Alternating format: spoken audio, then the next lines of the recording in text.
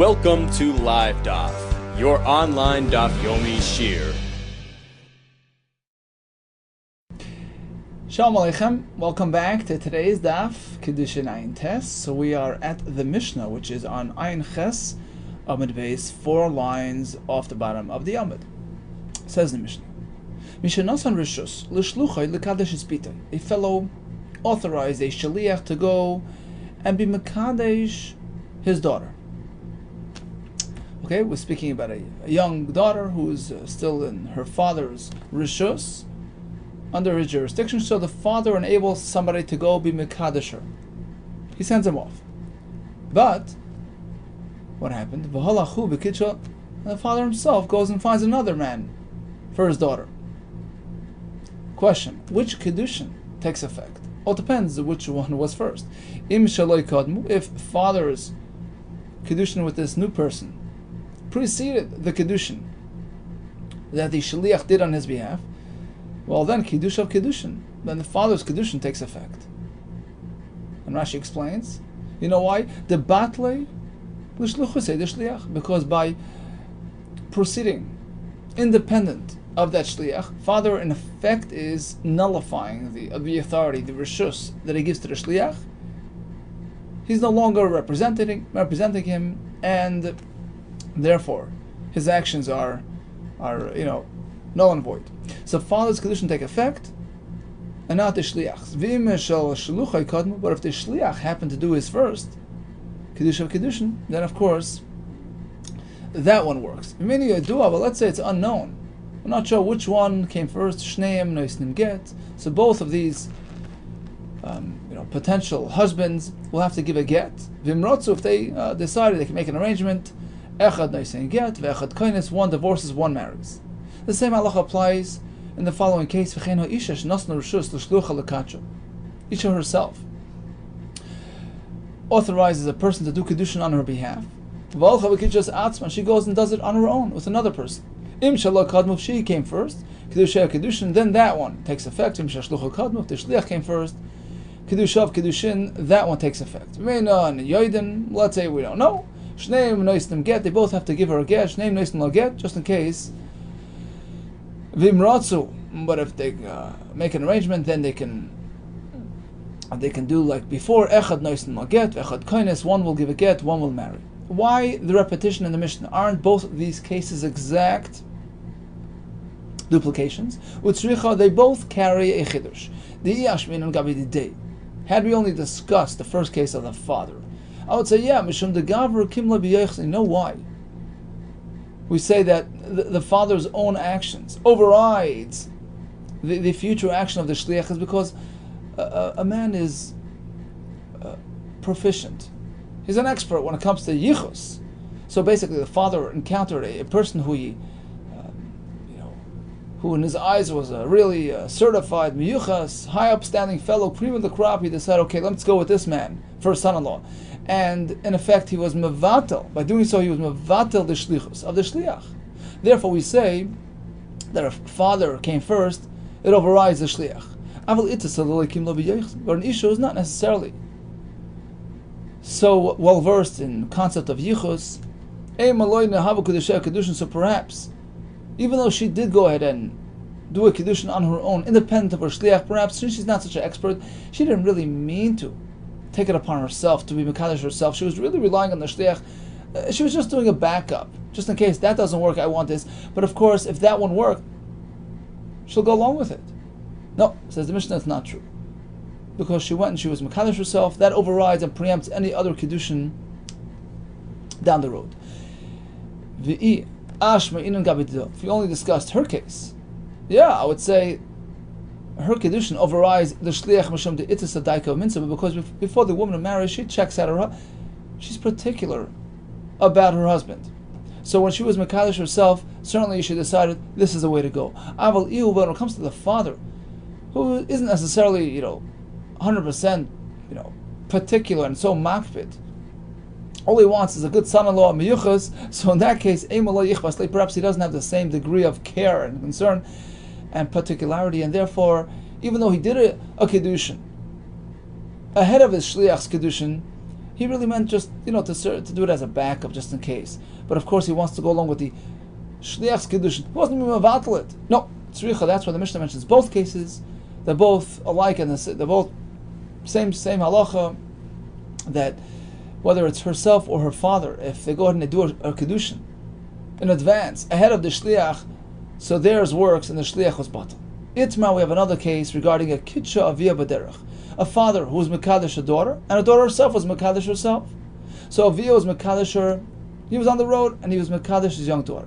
The kitcha atzma be'ir, and she's in the city, she was mekadesh herself as well.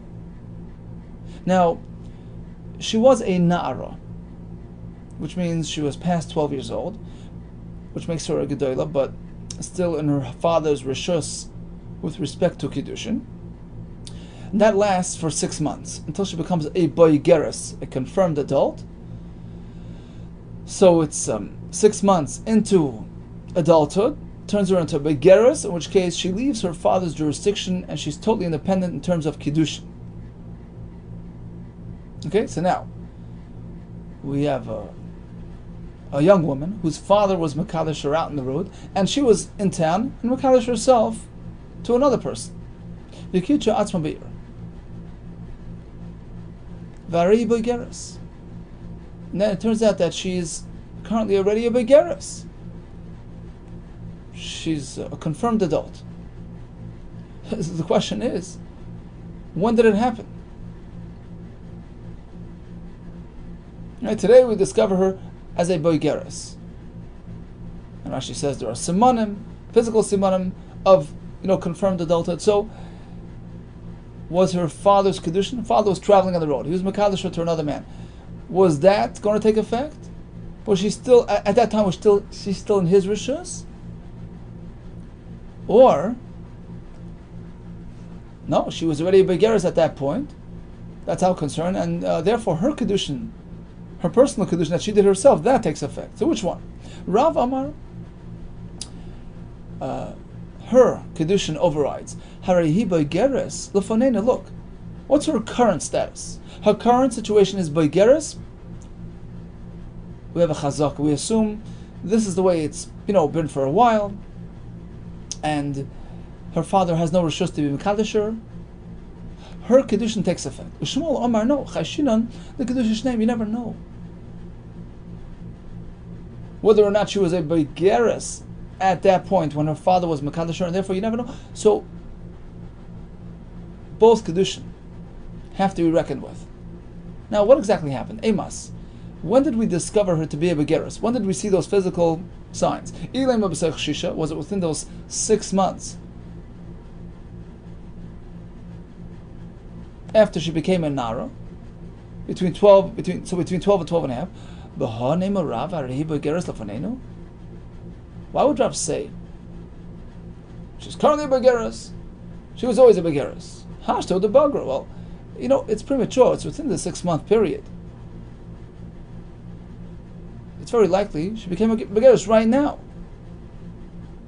So, if we discovered her boigeres in the afternoon, what does it say about her being a boigeres in the morning? It's a evolving situation. Until now, she was a nara. So let's assume she became a boigeres right now. Why would you establish that she was a boigeres since the morning just because you discovered her to be boigeres now? It must be that the 6 month interim period between narus and bagrus has passed. So now she's confirmed as a boigeres. So sometimes she sort of gets the simanim earlier, but once the 6 months pass, it's over. She's boigeres for sure. So that explains why Rav says, look, a boigeres now, boigeres in the morning too. Well, then the kasha is on Shmuel. B'hanei ma Shmuel chashirin kedushin name. So why would Shmuel reckon with the father's kedushin? V'amar Shmuel himself tells us, once the 6 months are up, she's a boigeres. Ein bein naras lebagros ela shisha chadashim muvad. There's only 6 months between when she becomes bas mitzvah nara until she turns into the boigeres stage. It's over. She's a boigeres. Leitzricha must be the kaddish bahu yoyma, the mashlam shisha. Oh, it was on that very last day of the 6 months when she's bound to now switch into a boigeres.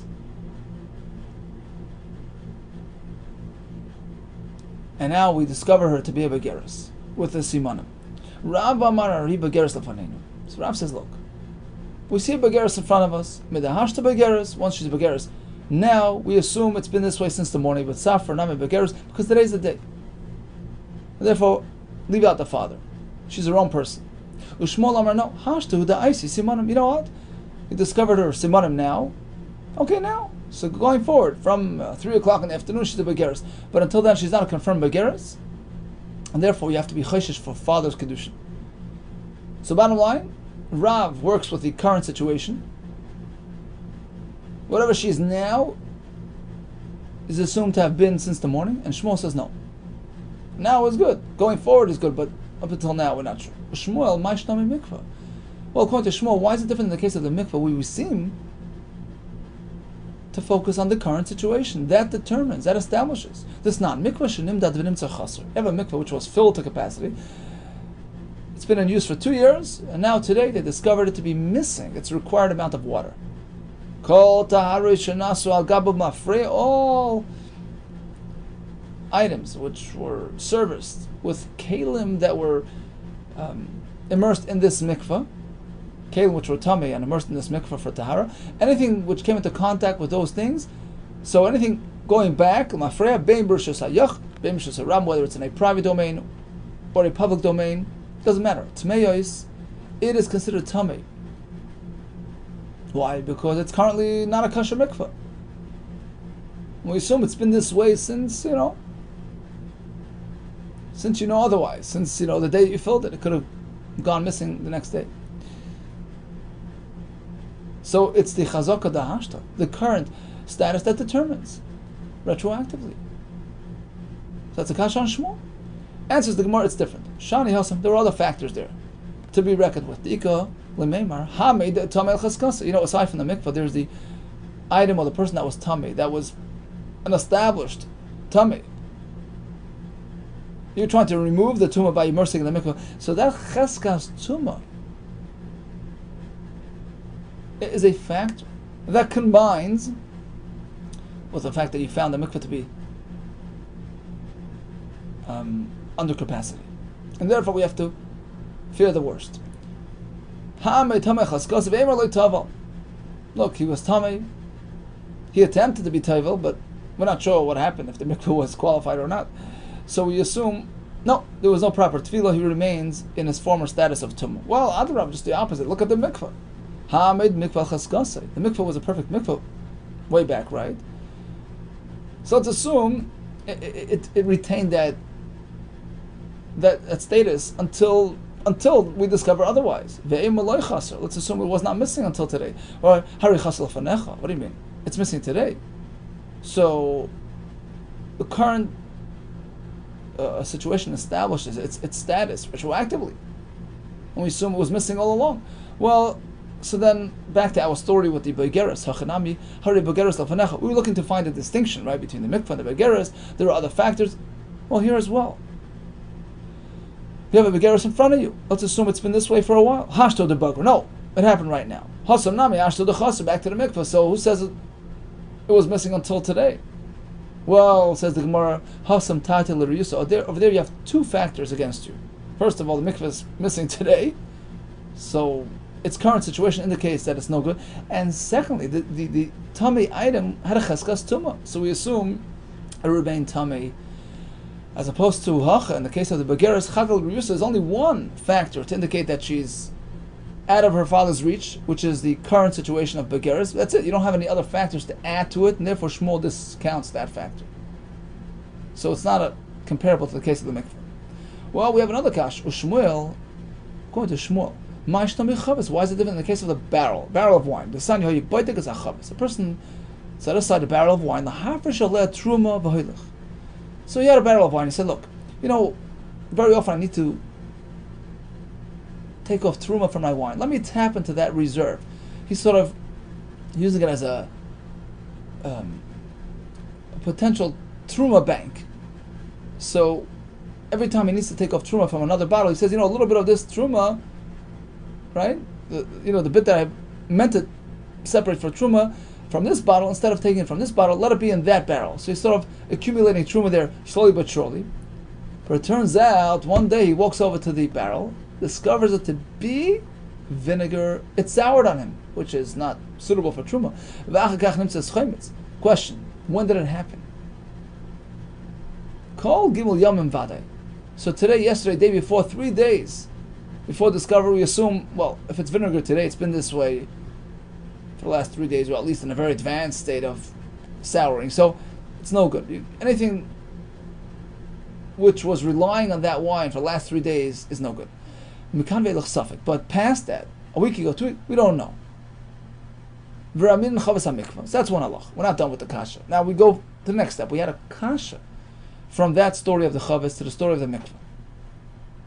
Why is it that by the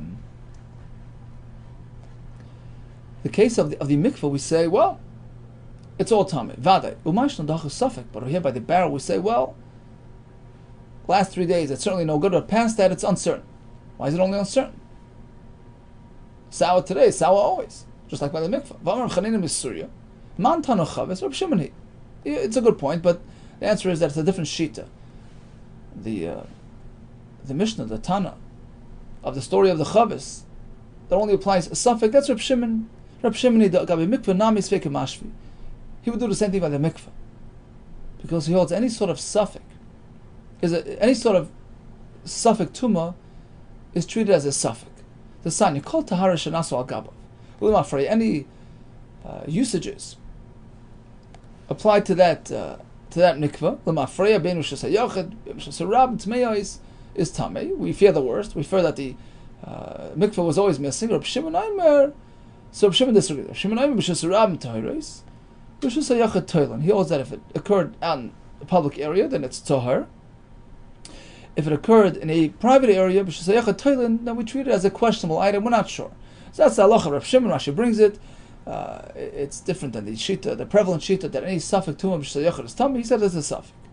Okay, so that addresses why the halacha of the chavis with the wine is only a suffix, because in the shitas Reb Shimon it's always going to be a suffix. Aval rabbanon tevel mafreya, but according to shitas rabbanon, just like by the mikvah, when you have a suffix, we deem it as tamei vade. Same thing with the truma, we treat it as tevel vade.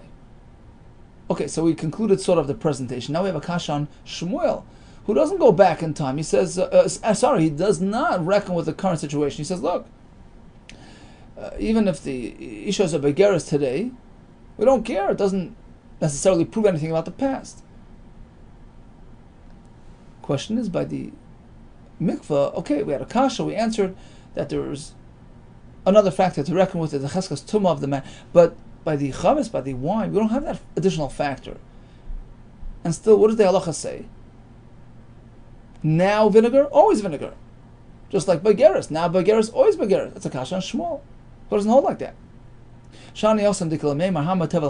No, actually, there's another point to reckon with. By the barrel, you're dealing with tevel that's trying to be addressed using the content of that barrel. So the tevel had a chazak of Isra. Okay, so that's another factor against us. So we have to leave it. We have to sort of follow the established status, which means that it was tevel until this point, and you can't undo that status unless you have confirmed otherwise. So once again, that's an exceptional case, because there's an additional factor against. Well, Adarab, just the opposite. Just like by the mikvah, we had the same kasha. Look at the wine. Wine was good until today. The wine was good at some point. Let's assume it stayed that way for as long as possible. What do you mean? It's sour right here. So, back to the story of the begeris. She's a begeris now, so let's assume it's been this way for a while. Just like by the vinegar. Well, hashto the bagur. She became a begeris right now. Hachanami hashto the achmet. So by the wine as well, it became vinegar now. Hasam tate l'riusa, hachachad l'riusa. Hudeika. So basically the same terrace as before with the mikvah. By the story with the tevel, you have the fact that it's vinegar now. It's one factor, and the fact that the tevel, which is trying to tap into the wine and use it for truma, that tevel was an established iser. So you have that together with the current situation, lethal combination, and we make it usher as opposed to the begeris. All you have is one factor, current situation. That doesn't say much about the past. Bottom line, she's a begeris now. We're not sure when it happened.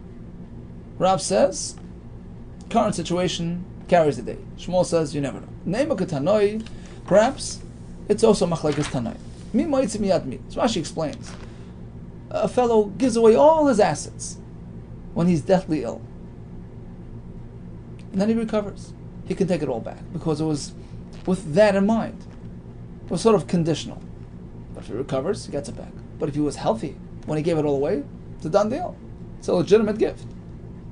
We have a story of a fellow who gave everything away. Now he recovers and he claims he was deathly ill. He wants it back. And the recipient says, what do you mean? You're healthy as a horse. What do you mean?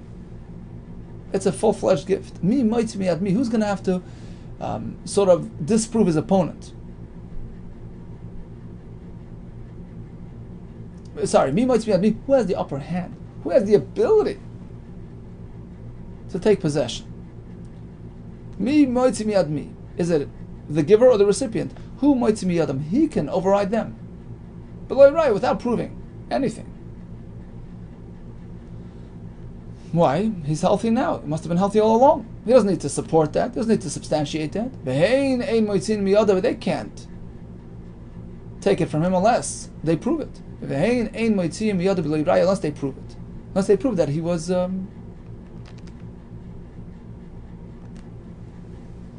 Sorry. He can get it away because he can say, look, I was a shchivara. He doesn't have to prove anything. Despite the fact that he's healthy today, but they cannot take possession unless they prove that he was healthy at that time. So despite the fact that he's healthy today, it doesn't say anything about his status at the time of the gift. So again, let's see the words again. Mi moitzi biyad mi. Who has the upper hand? Who moitzi biyadam b'lo yiraya? He can win the case without proving anything, simply by claiming that he was a shchibara, he was ill at the time, from which he recovered. But they can't do that without proving. So, although he's healthy today, they must prove that he was healthy at the time of the matana. Rabbi Yaakov, who apparently disregards his current situation. They must prove their claim, despite the fact that he's walking around healthy today. Rabbi Nosson, no. It's all about his current status. In Barihu, if he's currently healthy, Olav Laviraya, then he has to prove his claim, Shaya Shchivara, that at that time, way back, he was a Shchivara, because his current situation contradicts that. But if he's a Shchivara again today, Aleim Laviraya Shbarihoya, then they have to prove their case and confirm that he was a Bari at that time. So it seems very, very similar to our discussion. Do we reckon with current situation or not? Name or Rav, so perhaps Rav, who looks at the current situation by the Begeris, Damak Rabbi Nosson is found Rabbi Nosson, Ushmuel, who doesn't necessarily conclude based on current statuses, Damak Rabbi Yaakov, he follows Rabbi Yaakov. Amalach Rav, so Rav will say, no, I know the Amri, I feel like Rabbi Yaakov. You know, my Shita can follow even Rabbi Yaakov. And there's a distinction between the two cases. Ad kan like Rabbi Yaakov Hosam. It's perhaps only there that Rabbi Yaakov says that we don't follow Chazaka Dahashta, the current status. You know why? Hosam. The Ika Lameimar Hamid Mamal Chaskasa. So Ad kan like Rabbi Yaakov Hosam. It's only there that he says that we ignore the Chazaka Dahashta, the Ika Lameimar Hamid Mamal Chaskasa, because we have another factor opposing the Chazaka Dahashta. True, he's alive and healthy and well today, and based on that alone, he should give this stuff away. But no, there's a Cheskas Mammon. Who is the owner until now? Who's the Baalim until today? It's all in his hands. He was a recognized owner of these assets. So therefore, that allows him to win the case. But when it comes to the Begeris, there's no Cheskasa Guf in her favor, because it's liable to change at any moment. It's just part of nature that her Guf shall change from one stage to the other. Right? So we're speaking on the last day of the 6-month interval period. So it's very likely that she's meant to shift gears today. So there's no Chazaka de Mikara in her favor, and therefore even Rabbi Yaakov would agree that if you find her to be a Begeris, we assume it's been this way for the entire day. Okay, so that resolves that. Ushmuel Amar. And likewise, Shmuel will respond, I know the Amri, I feel Rabbi Nosson, my Shita can be consistent even to Rabbi Nosson. Why? It's only there. Rav Nosson says that we work with what we see in front of us. You're healthy today, we assume you've been healthy all along, and you lose the case. Because typically people are healthy. That's the presumed state you're in. A fellow who wants to undo that notion, you're right, he has to prove his case if he wants to claim that he was unhealthy. When it comes to the begeres,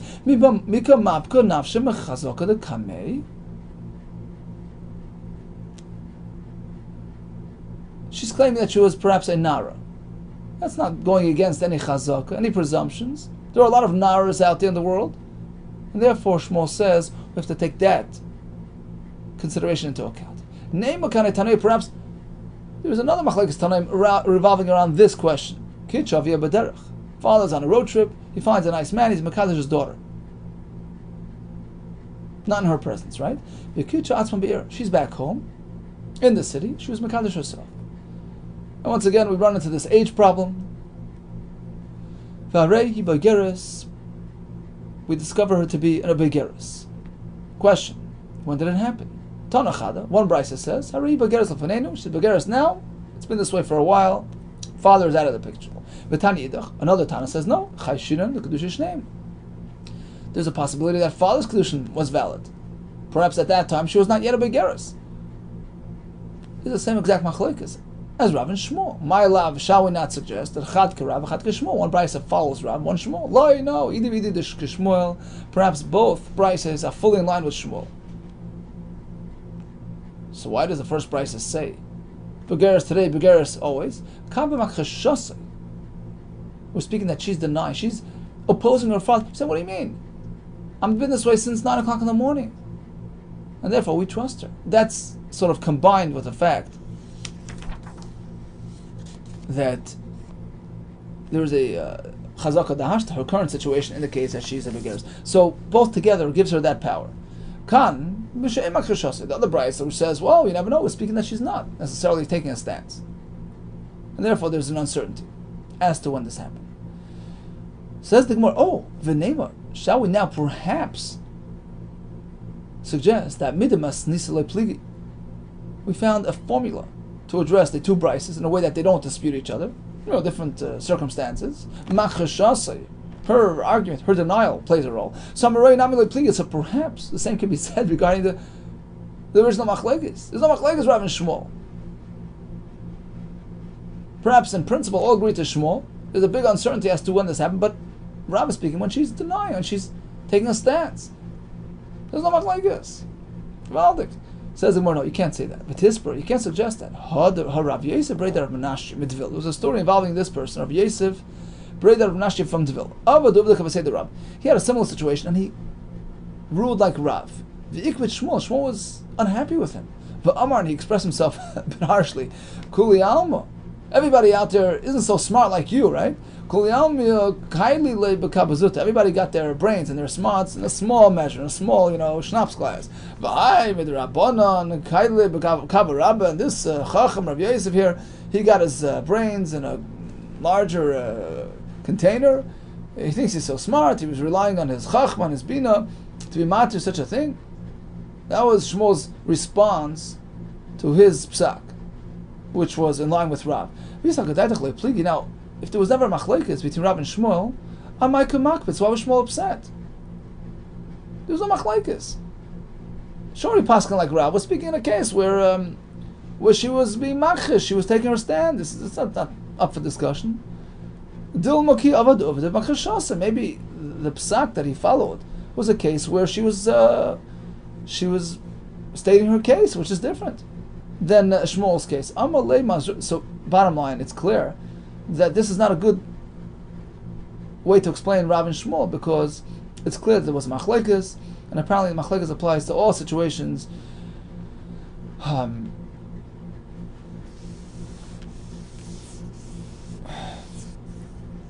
Whether or not she, the Isha herself is taking a stance, we find the begeres. When did it happen? Rav says it happened earlier today, and Shmuel says you never know. Amali Mazrucho the Rav Ashi, Meimar says Hilchas say the Shmuel, we pass like Shmuel. It's a suffix of Rav Ashi Amar. No, Hilchas Kasei the Rav, and the Gemara concludes. Yep, indeed, that's how we paskin Hilchas the Rav. So once again, we have a shaila of a Nara turned Begeres very recently. The Gemara says we're speaking on the last day, very last day of her 6-month stage, in which case she's bound. She to become a Begeres very, very soon. If not today, then she's automatically a Begeres tomorrow. Father was Makalish in the morning. She was Makalish herself in the afternoon. Rav says, well, if you're Begeres now, we assume it's been this way since the morning. Father is out of the picture. Shmuel says we're not sure. We paskin like Rav. Continues the mission.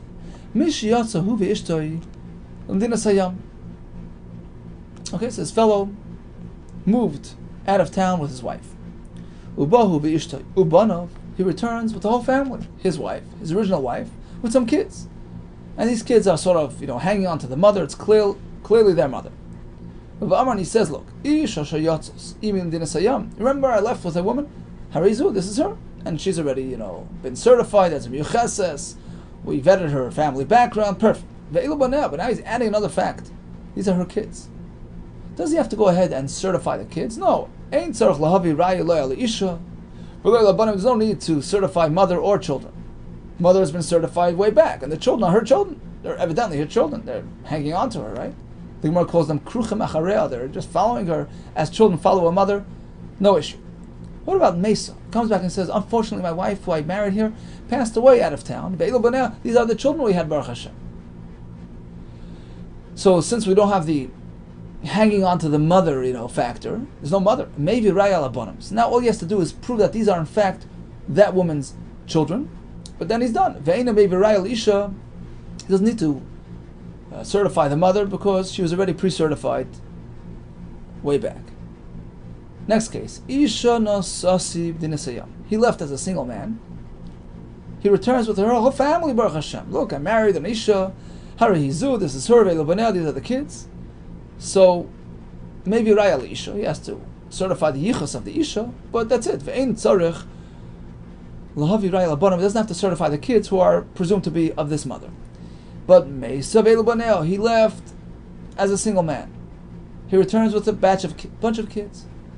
And he says, look, I had a whole story out there. I married an Isha. I had kids.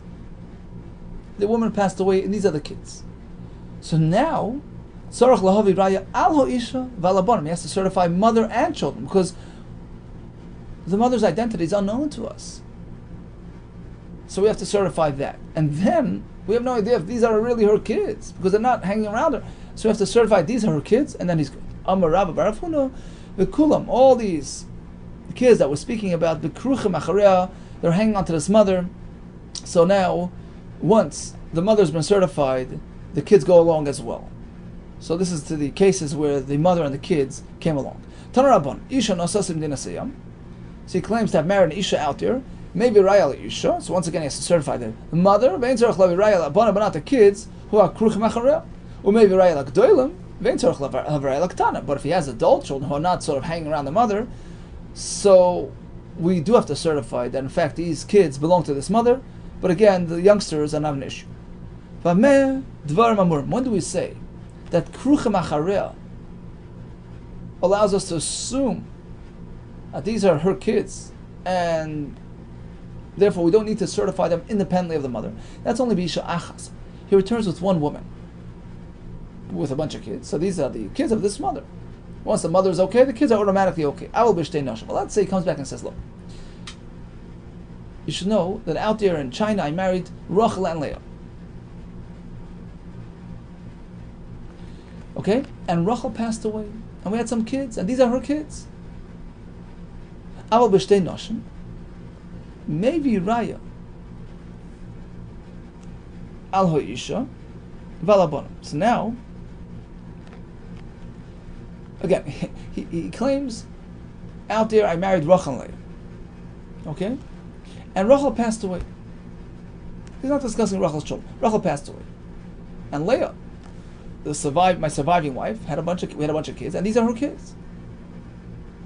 In this case, he has to certify the kids as well. You know why? Because maybe really these kids belong to Rachel, whose identity we don't know. And they're simply hanging around Leah because she's taking care of them. She adopted them. they treat her as their mother. So you'll never know if they're really Leah's kids or really Rachel's kids who require certification. If they're Leah's kids, so we know Leah's certified, so the kids are automatically included, but perhaps they aren't her kids. So therefore, maybe Raya al-Isha, Valabonim, has to prove the Isha, and also the Bonim, Al-Agdoinim, Al-Aktanim, irrespective of age, whether they're older or younger, and even if they're hanging around this mother, because we don't really know. We have to confirm that in fact, she is their mother. Okay, that's it for today. So we discussed a Mishnah with two cases where there was a double Kiddushin. Father appointed a Shliach, or she appointed a Shliach to do Kiddushin, and then either father or she herself went and did it herself, on their own. So which one is going to apply? The one which is first. Then we have the case of the Begeras, Rabbi Shmuel, and we have a Mishnah which requires certification of the Isha and sometimes the Banim, depending on the situation. All the best to you, Psuras Tevis, and Atzlacha Rabbah.